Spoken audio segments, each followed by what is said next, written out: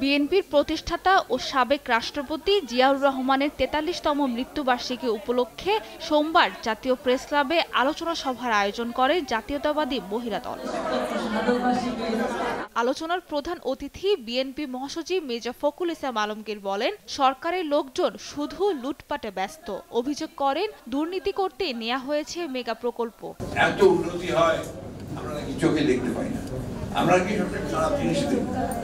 আরে ভালো জিনিসটা হচ্ছে কাদের জন্য?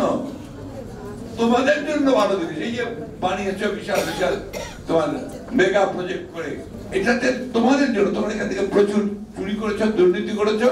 সাবেক আইজিপি ও সাবেক সেনা প্রধানের বিরুদ্ধে ওঠা অনিয়ম দুর্নীতি ইস্যুতেও কথা বলেন মির্জা ফখরুল। কলকাতায় এমপি আনার নির্মম হত্যার কেন শিকার জানতে চান তাও। সাবেক সেনা প্রধান তাকেও স্যাংশন দিয়ে দিয়েছে, আর এমপি তাদের তথাকথিত এমপি তাকে কলকাতা নিয়ে গিয়ে টুকরা টুকরা বটি বটি করেছে।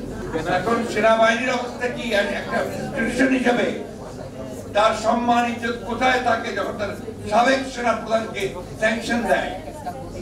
সেই পুলিশ বাহিনীর মর্যাদা কোথায় থাকে যার সাবেক প্রধানকে এবং ডিবিটিকে পালিয়ে যেতে হয় দেশ থেকে? এদিন রাজধানীর নয়াপল্টনে দলের কেন্দ্রীয় কার্যালয়ের সামনে মহানগর দক্ষিণ ছাত্র দলের মানববন্ধনে অংশ নেন বিএনপি নেতা গয়েশ্বর চন্দ্র রায়। দাবি করেন, সরকার এক একটি ঘটনা ঘটিয়ে নাটক সৃষ্টি করছে।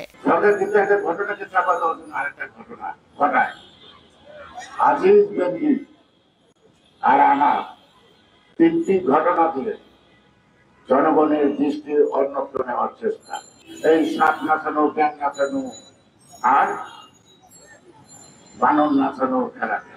দেশের রাজনীতি ও অর্থনীতিকে সরকার ধ্বংসের দ্বারপ্রান্তে নিয়ে গেছে বলেও মন্তব্য করেন গয়েশ্বর চন্দ্র রায়। সাবিনা মজুমদার, দেশ টিভি, ঢাকা।